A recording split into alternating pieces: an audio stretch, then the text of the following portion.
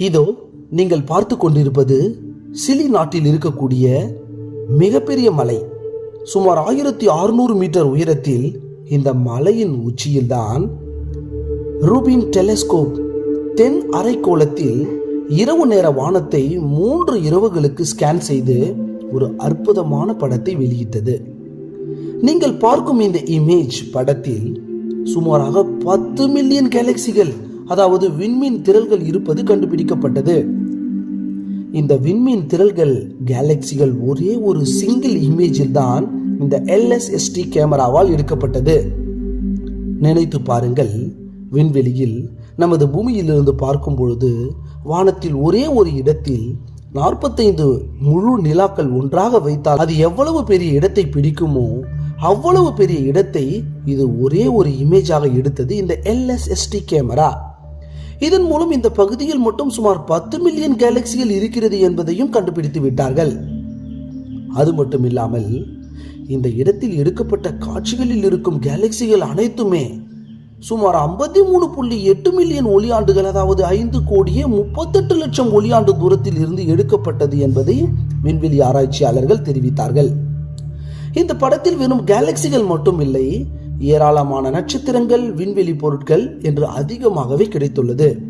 இந்த ஒரே ஒரு படத்தில் சுமார் 10 மில்லியன் கேலக்சிகள் இருக்கிறது என்பதை நாம் பார்த்திருந்தோம். ஆனால் அந்த 10 மில்லியன் கேலக்சிகளும் ஒவ்வொரு கேலக்சிக்கும் இடைப்பட்ட தூரம் மட்டுமே குறைந்தது 10 மில்லியன் ஒளியாண்டாவது இருக்கும் என்பதுதான் நாம் ஏற்கனவே பார்த்திருந்த ஆராய்ச்சியில் தெரிய வந்தது.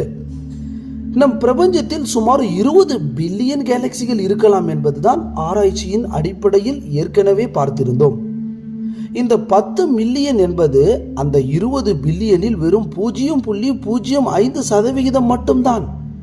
மீதம் இருக்கும் 20 பில்லியன் கேலக்சிகளையும் நாம் பார்ப்பதற்கு குறைந்தது 10 ஆண்டுகள் ஆகும் என்றுதான் இந்த டெலஸ்கோப்பை வைத்து ஆராய்ச்சி செய்யும் விஞ்ஞானிகள் கூறுகிறார்கள். நினைத்து பாருங்கள், வெறும் 10 ஆண்டிற்குள் இந்த பிரபஞ்சத்தில் இருக்கக்கூடிய அனைத்து கேலக்சிகளையும் நாம் பார்ப்பதற்கான வாய்ப்புகள் ஏற்படும் என்பது மிகப்பெரிய வெற்றிதான் நமக்கு.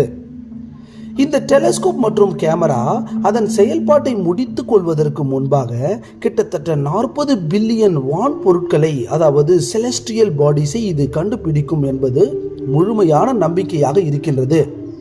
இந்த டெலஸ்கோப் கண்ணுக்கு தெரியாத டார்க் எனர்ஜி, அதன் பின் இந்த பிரபஞ்சத்தில் 85% அடங்கி இருக்கும் டார்க் மேட்டர் ஆகியவற்றை ஆராய்ச்சி செய்வதுதான் இதன் முதன் இலக்கு.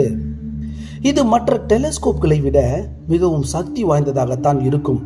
எப்படி என்றால், மற்ற தொலைநோக்கிகளை விட இது 10 முதல் 100 மடங்கு அதிக வேகத்தில் இது வானத்தை ஸ்கேன் செய்து பல ஆச்சரியங்களை வெளியில் கொண்டு வரப்போகிறது. ரூபின் டெலஸ்கோப்பால் மில்லியன் கணக்கான பெரிய நட்சத்திரங்கள் தங்கள் வாழ்க்கையை முடித்துக்கொண்டு சூப்பர்னோவா வெடிப்புக்கு வரும்போது அவற்றை கவனிக்க இந்த டெலஸ்கோப்பால் முடியும். அதுவும் அதிவேகத்தில் கண்டுபிடிக்கும். அதே போல இறந்த நட்சத்திரங்கள், வெள்ளை குள்ளர்கள் என்று சொல்லப்படும் ஒயிட் டுவார்ஃப் நட்சத்திரம் அதன் துணை நட்சத்திரங்களை அதிகமாக தன்னுள் இழுத்து அணு வெடிப்புகளுக்கு உட்படுத்தும் போது தூண்டப்படும் டைப் IA சூப்பர் நோவாக்களையும் இது கண்டுபிடிக்கும். இதை மாபெரும் வெடிப்பு என்று விண்வெளி ஆராய்ச்சியாளர்கள் கூறுவார்கள். அது மட்டும் இல்லாமல் தொடர்ச்சியாக ஒவ்வொரு 3 நாட்களுக்கு ஒரு முறை இது கண்டினியூவாக வானத்தை ஸ்கேனிங் செய்து கொண்டிருக்கும் பொழுது நம் பூமியை நோக்கி வரக்கூடிய சிறுகோள்கள் அல்லது பூமியை கடந்து செல்லக்கூடிய அந்த சிறுகோள்கள் என்று சொல்லப்படும் ஆஸ்ட்ராய்டுகளை பற்றியும் ஆராய்ச்சி செய்து அது பூமிக்கு வருவதற்கு முன்பே அதன் ஆபத்தை நமக்கு தெரியப்படுத்தி நம் பூமிக்கு ஒரு பாதுகாப்பாகவும் இருக்கும். அது மட்டும் இல்லாமல் இந்த டெலஸ்கோப் இந்த வாரத்தில் மட்டும் குறைந்தது 2100 விண்கற்களை இந்த தொலைநோக்கி கண்டுபிடித்துள்ளது. இந்த ஒரே ஒரு வீடியோ காட்சியை பாருங்கள். இதில் ஒவ்வொன்றாக தொடர்ந்து எத்தனை விண்கற்கள், அதுவும் ஒரே ஒரு திசையில் எடுக்கப்பட்ட ஒரு சிங்கிள் ஷாட் இமேஜில் மட்டும் இந்த விண்கற்கள் கண்டுபிடிக்கப்பட்டுள்ளது என்பதை பாருங்கள்.